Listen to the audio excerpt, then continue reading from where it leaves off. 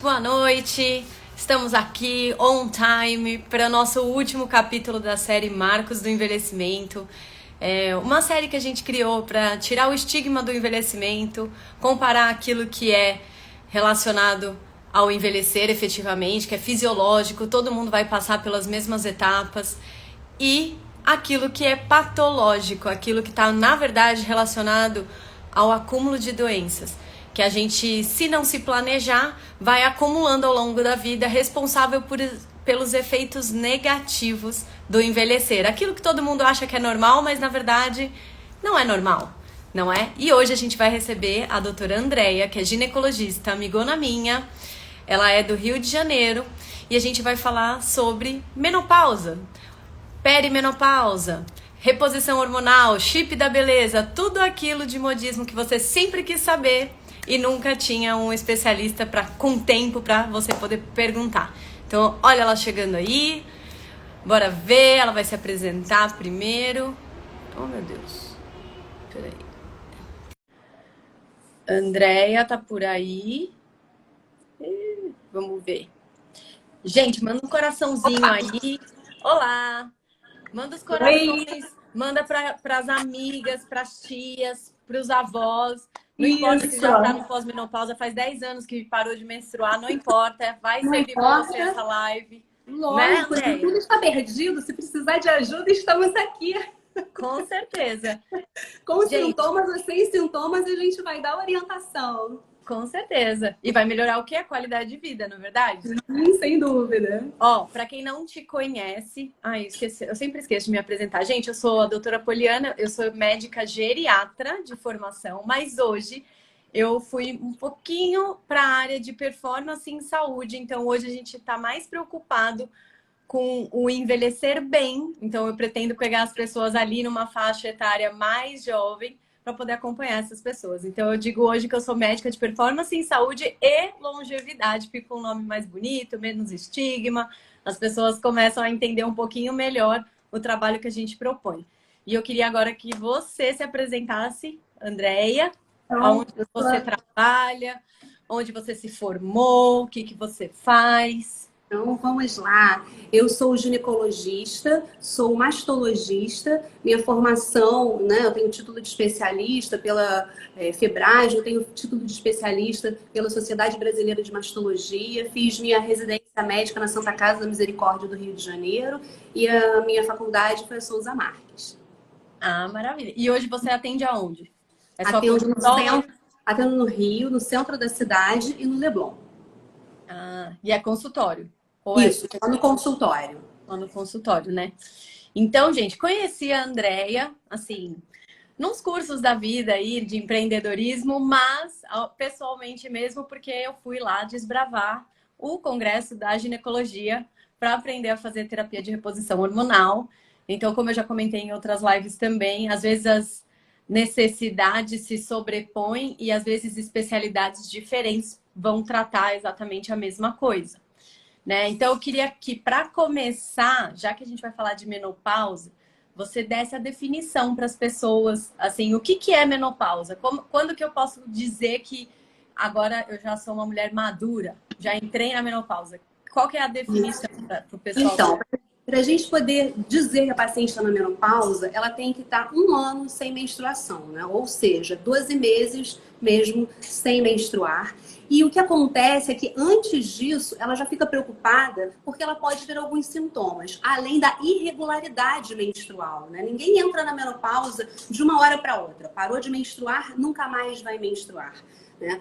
Algumas vão menstruar de forma irregular por um período maior e outras não. Geralmente, né, que essa é a perimenopausa, ela dura em torno de 2 a 3 anos. E também o que acontece é que nem todas as mulheres vão passar, seja pela perimenopausa como pela menopausa, sem ter algum sintoma, né? Elas podem ter alguns sintomas e umas sofrem um pouco mais com eles e outras não conseguem né, levar de uma maneira menos, com pouca qualidade de vida, né? E uma coisa interessante que tem estudos, até com psicólogas, que mostra que dependendo de como a paciente encare o envelhecimento, que é o destino de todo mundo, né? Todo mundo, desde que a gente nasce, a gente está envelhecendo. E no caso da mulher, a gente tem os marcos, né? Então, para muitas pessoas, muitas mulheres, o fato de entrar na menopausa significa isso. E tô velha, né? Então, dependendo de como ela encare isso, ela pode ter mais ou menos sintomas. Olha só que coisa interessante, né? Como o psicológico, o psique da paciente também tem uma influência nos seus sintomas. E quais são, assim, os sintomas que mais incomodam a mulher, assim?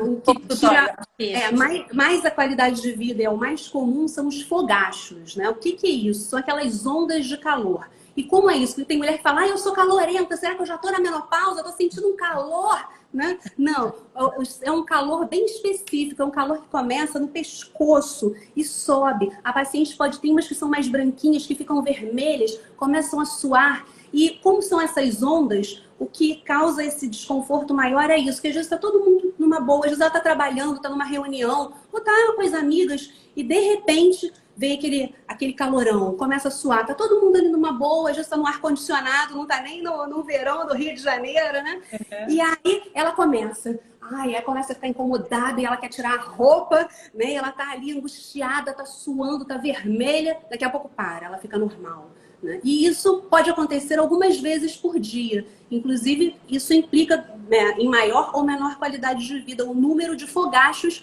que a paciente pode ter por dia. Esse é o principal. Esse é o principal desconforto. E uma outra coisa que também é muito desagradável é que isso pode acontecer, inclusive, quando ela está dormindo.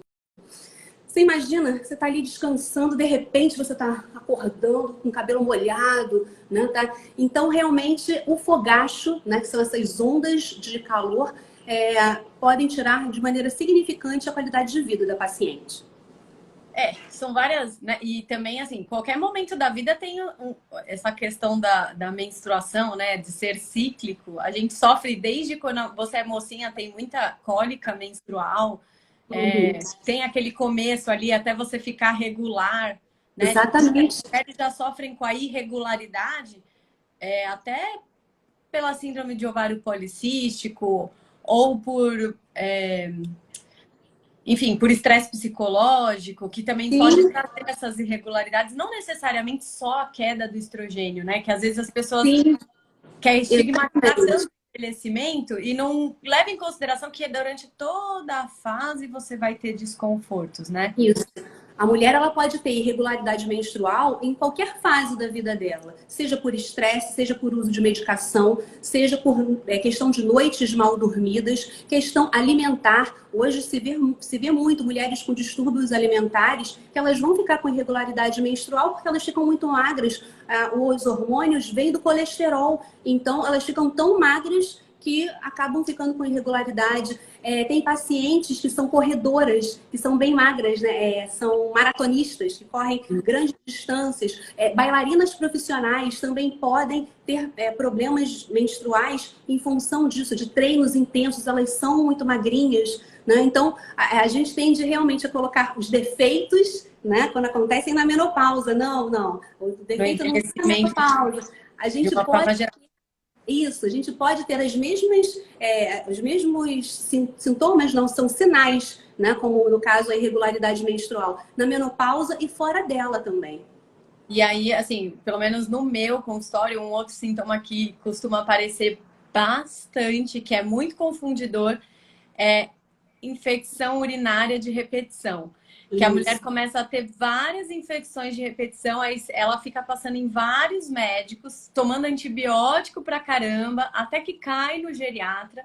E aí a gente fala, não é infecção, é atrofia genital. Porque quando cai o estrogênio, dá um ressecamento ali, tanto das vias urinárias quanto da vagina. E aí ela tem uma sensação de ardência ou de uma coceirinha pelo ressecamento, um desconforto, começa a ter dor durante a relação sexual, porque a lubrificação já não é a mesma.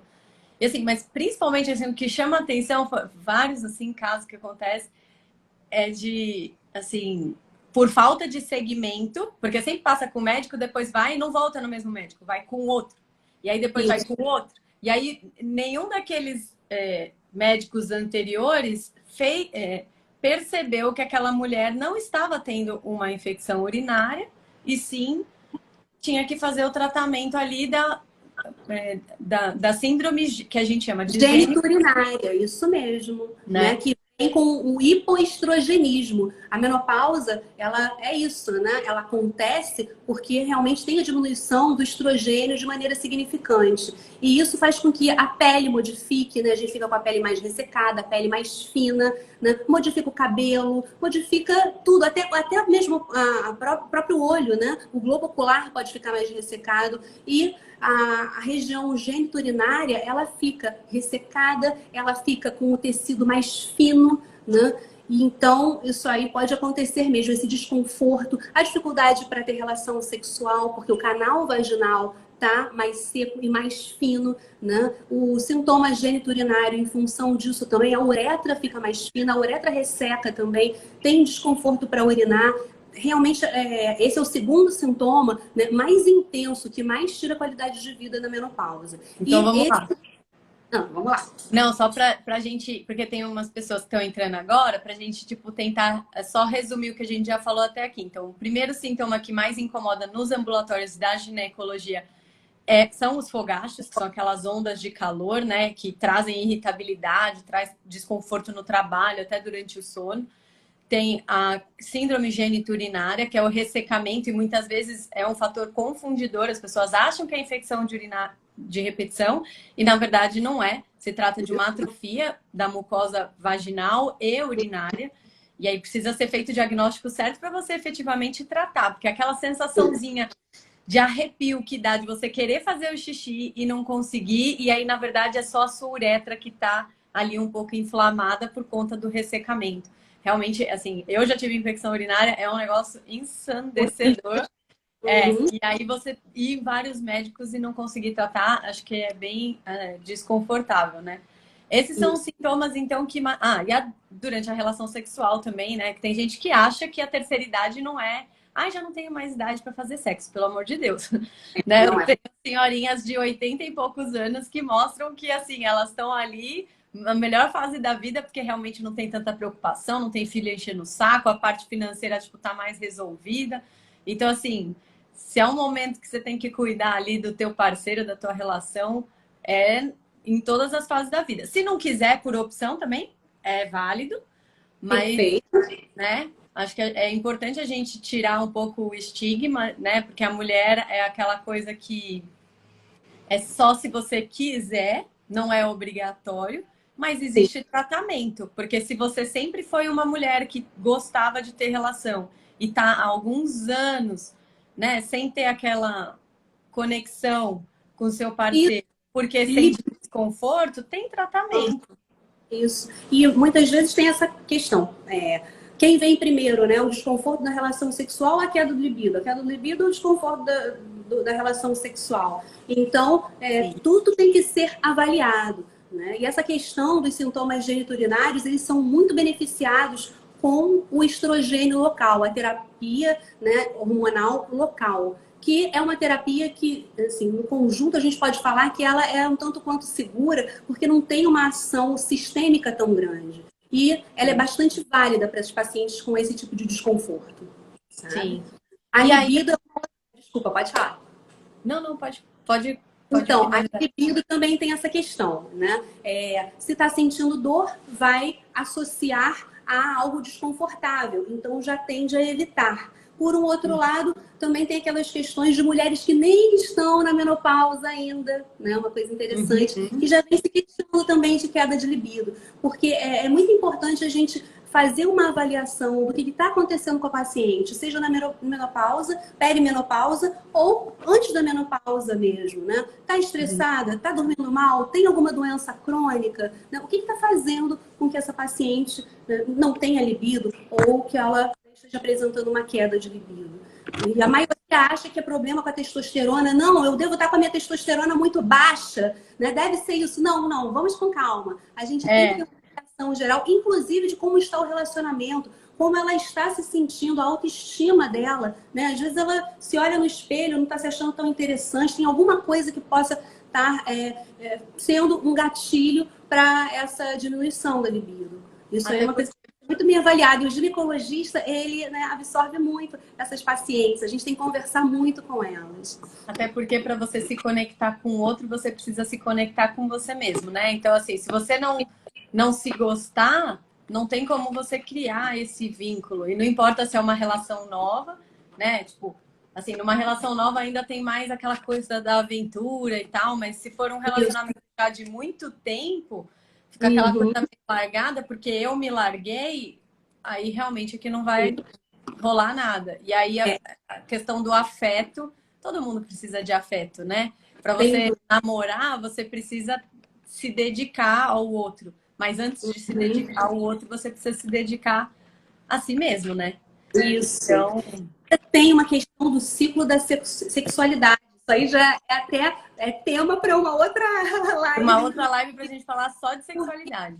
Sim, porque no início todo relacionamento tem aquele ponto mais, né, intenso, aquela coisa. E ao longo do tempo isso aí diminui. Primeiro que tem esse ponto também natural. Ninguém tem um ritmo de relação sexual igual ao longo do relacionamento, sem contar que no início é onde você tem mais mesmo, né? Então tem essa questão do ciclo, né? Tem realmente assuntos muito interessantes para serem abordados nesse sentido. Então, ó, vamos só... esses são os principais sintomas que a paciente sente, mas também tem algumas outras indicações que a gente sabe que é indicação de terapia de reposição hormonal, mas que não necessariamente ela tá ali sentindo um prejuízo. Então, por exemplo, a osteoporose. Muitas vezes o paciente ele evolui com uma fragilidade óssea pela falta do estrogênio, né? E a gente tem que acompanhar, porque o osso e a massa muscular, elas estão muito próximas. Então, eu já fiz uma live mais com o médico do esporte falando bastante sobre a importância de saúde muscular. Então, a gente, às vezes, fica muito com medo da reposição hormonal, porque todo mundo fala, ai, vai dar câncer, causa câncer, não vou usar, porque não sei quem na família, lá longe, tipo, teve câncer, minha tia-avó. Só que assim, o câncer é aquele mais perigoso, seria os familiares de primeiro grau, né? Que é aqueles bem próximo a você. Senão, não vale a pena você, tipo, ficar com tamanho receio de fazer uma reposição hormonal para melhorar a sua qualidade de vida, tanto hoje, nesses sintomas que a gente falou, de irregularidade menstrual, ou o ressecamento, mas também lá na frente você não ficar aquela vovozinha corcunda, frágilzinha, né? Isso, cansada, né? Fico com menos disposição, é isso. E assim, pode falar. A parte cardiovascular também, que eu esqueci de dizer. O que acontece? A menopausa, ela tem realmente esses efeitos, né? Quando a paciente entra na menopausa, ao longo do tempo, aumentam os riscos cardiovasculares, aumentam o risco da osteoporose, né? Já tem esses sintomas que a gente falou. Então, a gente tem que ir prestando atenção em tudo e fazendo o acompanhamento. Por exemplo, tem maior risco de osteoporose? Tem. Mas em questão a hormônio, né, não é uma imposição hormonal, e sim uma terapia hormonal. E tem que ser muito bem avaliada. A paciente ela pode ser muito beneficiada com isso. A gente tem que ver esses pontos de benefício e, acima de tudo, fazer toda uma avaliação para ver se ela não tem contraindicação também, né? Tudo tem que ser avaliado, porque sempre a gente tem que pesar o risco-benefício. Então, a gente primeiro tenta melhorar a qualidade de vida com esses primeiros sintomas. Vamos fazer o acompanhamento dela prestando atenção nos exames de sangue, né? Nos exames laboratoriais. Ela vai fazer mamografia, ela vai fazer a densitometria óssea e, em cima do que ela apresenta, mais os sintomas, a gente vai verificar se ela vai ser beneficiada. Então é importante isso, não é uma imposição. Também tem essa questão, muitos pacientes perguntam, estou entrando na menopausa, quando eu entrar, vou fazer reposição? Tenho que fazer reposição? Não, não. Tem pacientes que não vão fazer e vão ficar muito bem. Ah, mas e não aumenta o risco da osteoporose? Aumenta. Então, mas espera aí, como é que você previne a osteoporose? Primeiramente, exercício, sol e alimentação. Então, já vai ficar atenta para esse ponto, Então já né? destrincha aí sobre exercício, qual o melhor tipo, alimentação que é que tem que ter e o sol, qual que é a recomendação de exposição solar. Então, os dermatologistas recomendam o sol das 10 horas, né, mais ou menos. A pessoa tem que evitar o sol do meio-dia em diante, o das 11 também já não é tão saudável, e aí vai proteger o rosto e expor a maior parte do corpo possível, braços, pernas e barriga, se for, né, se for possível. E o exercício, na menopausa, o melhor é realmente a musculação, porque a gente vai perdendo massa muscular ao longo da nossa vida, né, da nossa idade, e também o fato do músculo ficar mais forte ajuda na postura, diminui as dores, né? Dando mais qualidade. A alimentação é aquela questão da alimentação saudável que a gente fala, porque quando a gente não está fazendo uma alimentação saudável, leva ao risco da obesidade, de nos tornarmos obesos. E isso tira a nossa qualidade de vida também, né? O exercício também ajuda, não só na perda de peso, porque tem o gasto de caloria, como também melhora a circulação, pode melhorar os sintomas vasomotores. O exercício também melhora o sono dá mais qualidade de vida. Quando você dorme melhor, você tem um melhor raciocínio, melhor foco. Né? Pode aumentar a libido também, tendo qualidade de sono. Então, é um conjunto, né? A gente sempre Conjunto pensa de fatores, né? é um Aí só conjunto. para a parte da alimentação, assim, né? Que eles, por exemplo, que você falou da osteoporose, a alimentação, principalmente cálcio, que onde que tem o cálcio, né? É leite e derivados do leite. Vai ser iogurte, vai ser os queijos, vai ser principalmente porque assim, tem cálcio no brócolis? Tem, mas você tem que comer uma tonelada de brócolis para você Isso. conseguir ter a recomendação que eles falam lá, que é tipo 1.200 miligramas de cálcio por dia. É impossível você ter isso na sua alimentação. Então, muito provavelmente, a gente às vezes faz o quê? Não precisa fazer a reposição hormonal. Talvez, dependendo do seu nível de osteopenia ou porose, a gente faz uma suplementação de cálcio com vitamina D e vai ficar tudo ok, né? Então, assim, mas as estratégias ali existem. Então, tudo vai depender de quem é o indivíduo que a gente está avaliando e qual é o estilo de vida dele. Se ele é um cara que só trabalha na frente do computador, não se expõe ao sol, não pratica atividade física, não tem uma boa noite de sono, isso tudo que você já falou, aí talvez a gente vai agregar uma reposição hormonal, uma medicação mais direcionada para fazer tudo aquilo que ele não fez ao longo da vida, Perfeito. né?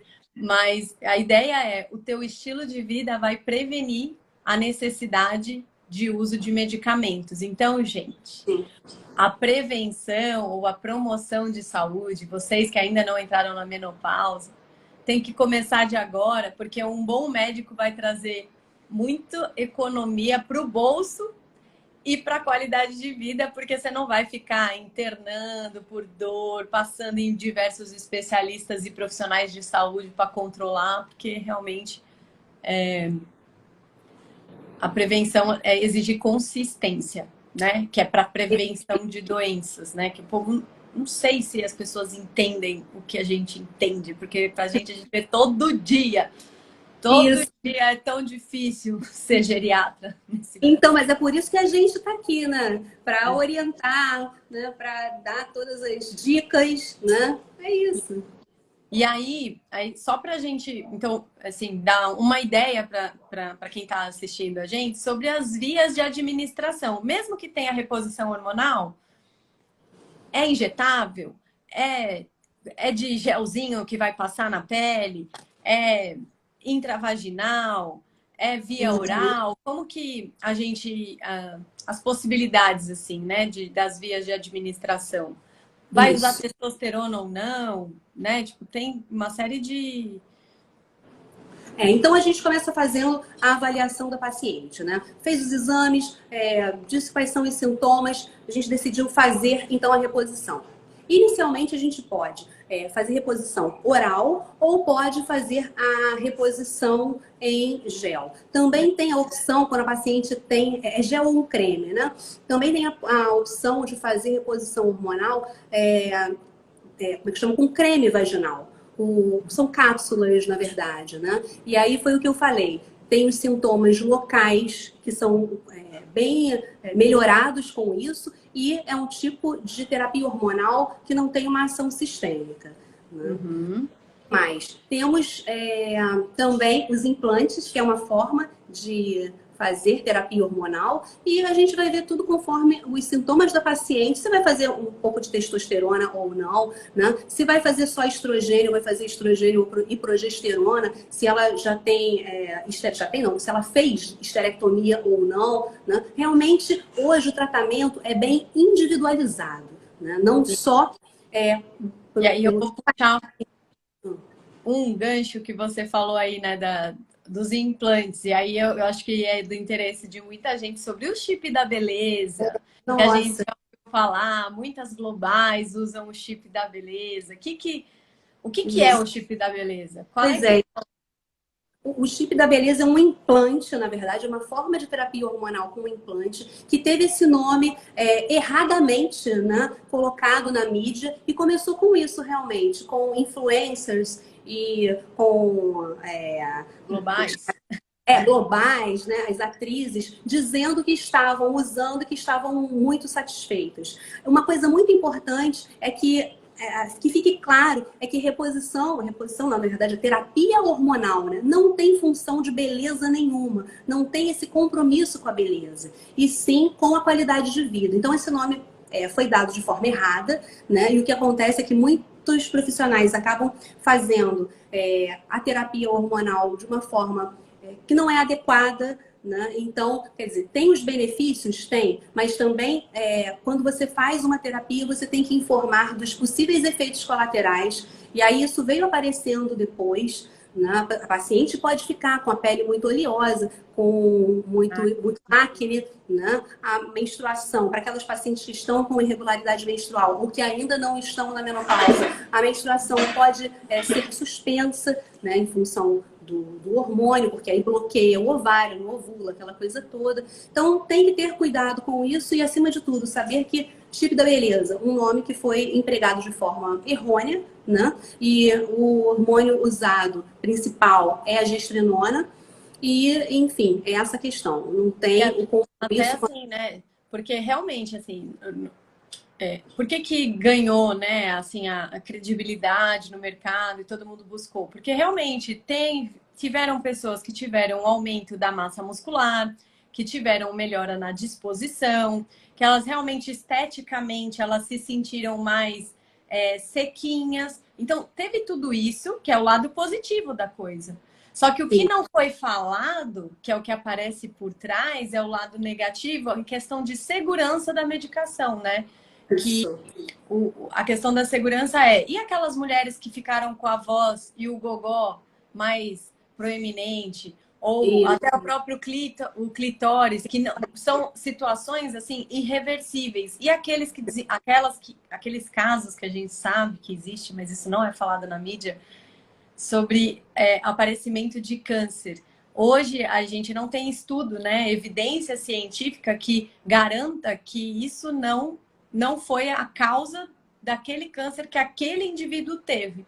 Então, isso. assim, por falta de segurança, que todo médico, quando se forma, ele tem o compromisso de não causar o mal, né? Tipo, a gente tem a questão de segurança em volta, né? E hoje a gente vê, assim, muitas fórmulas milagrosas. Ah, é o soro da imunidade, ah, é o soro da cognição, ah, é o chip da beleza. O grande ponto é qual é a segurança, qual é a evidência científica? Isso tem possibilidade de te causar algum mal?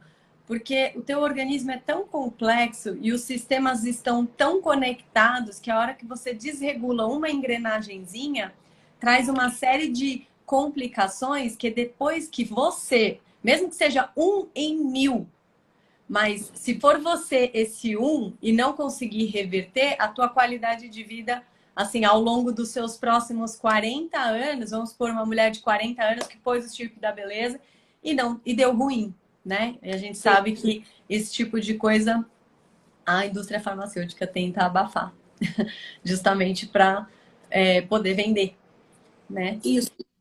O que acontece com a crítica em relação à gestrinona, né? Vamos começar então, peraí, você começou também falando do ganho, da beleza, então vamos até começar pela beleza também. A gestrinona, ela é um hormônio do grupo da progesterona, da família da progesterona, que ela tem um efeito androgênico. Então, quer dizer, usar a gestrinona e fazer exercício vai fazer com que a pessoa tenha mais facilidade, né, para ganhar massa muscular. Aí ele também está fazendo exercício e emagrece. Então, observa esse efeito. Somado a isso, realmente pode ter essa questão já comentada, pele, clitóris e tudo mais. Porém, tem os outros fatores também, né, como você falou. E se a paciente nesse período apresenta um câncer de mama? Né?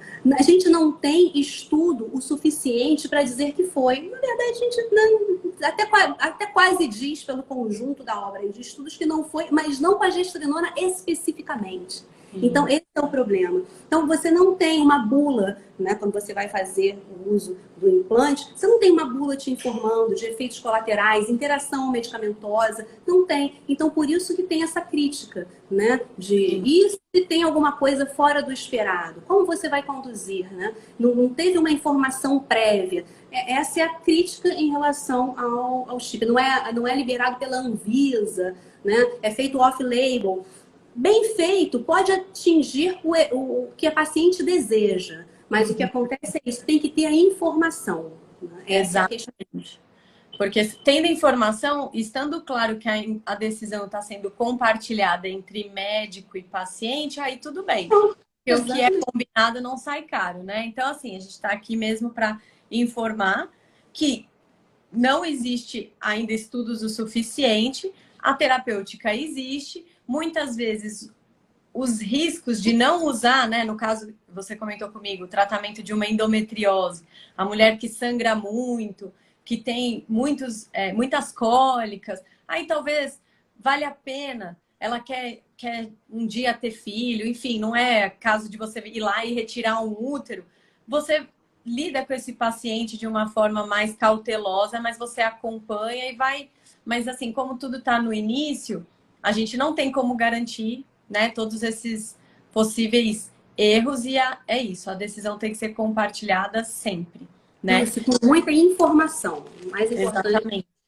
Gente, quem tiver aqui, quiser fazer uma pergunta para a doutora Andréia, pode fazer, a hora é agora ou cálice para sempre, porque o nosso programadinho para não ficar muito cansativo, a live é realmente os 30 minutinhos aí, já estamos vencendo no nosso tempo.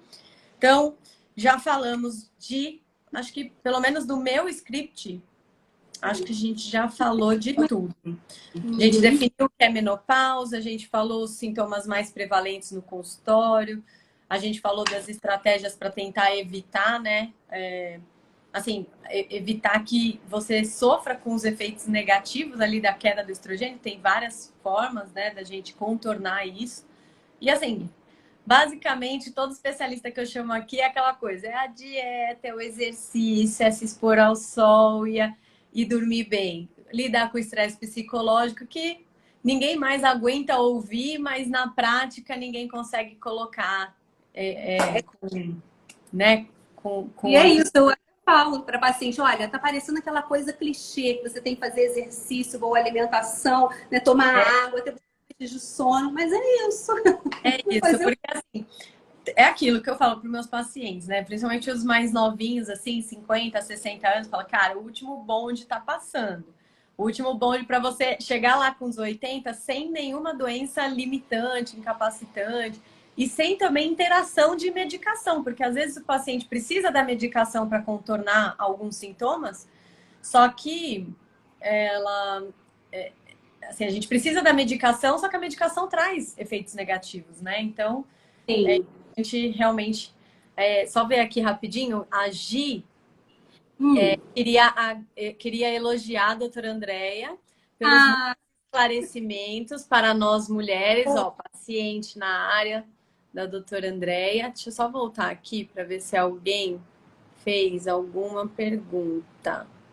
Aparentemente, esses nossos telespectadores de hoje estão tranquilos. Não sei se a nossa live assim foi muito elucidativa, entende? E aí, hoje não temos mais perguntas.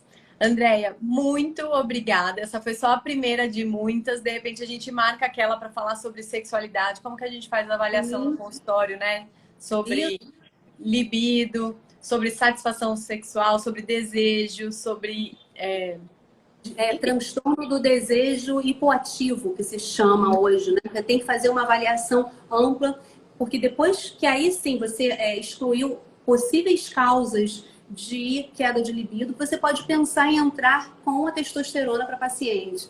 Você tem que excluir tudo, que é aí você entra nesse diagnóstico do transtorno do desejo hipoativo. Sim. Né? Aí que vale a pena, de repente, botar uma testosterona aí. Quando é só isso, mas até independente de menopausa ou não. É bem interessante isso, né? Como a gente pode observar. A menopausa tem as questões, mas não é só ela. A gente pode ir e voltar ali que os sintomas muitas vezes aparecem antes dela e durante ela, né? O tema da live de hoje, a menopausa. Uhum. Gente, é isso. Então, acho que... o pessoal tá falando parabéns, parabéns, parabéns, doutora Andréia, palminhas, corações. Acho que foi ótimo. Eu gostei bastante. Muito obrigada, na verdade, você que me apresentou o congresso lá para eu ir e a gente se conheceu pessoalmente. Foi ótimo, porque a Andréia é do Rio, né, gente? Então, a gente não é tão facinho assim se esbarrar por aí. Mas... porque realmente é uma área que me interessa muito e acho que a gente sempre tem a agregar, né? O geriatra, o gineco, o endócrino, assim, muita coisa que a gente trata, acaba tratando em comum e a gente vai fazendo essa troquinha aí de pacientes. Tá bom? Perfeito. Então, gente, sexta-feira, bora partir o final de semana. Essa foi a nossa última live, acho que assim, da série. Depois a gente pode criar uma outra com outras especialidades, ou até voltar com as mesmas especialidades e falar de outros assuntos, né? Porque assunto, assim, conteúdo de saúde é que não acaba nunca. Mas estou entrando de férias e quem não me segue começa a me seguir, quem não segue a doutora Andréia começa a seguir ela. Se quiser deixar sugestões, reclamações ou recomendações, é só deixar nos comentários. Até de temas para as próximas lives. Exatamente. E é isso. Partiu o final de semana. Obrigada. Beijo. Bom final de todo mundo. Tchau. Boas férias. Aproveite. Obrigada. Beijo. Tchau, tchau. Vou tirar uma foto.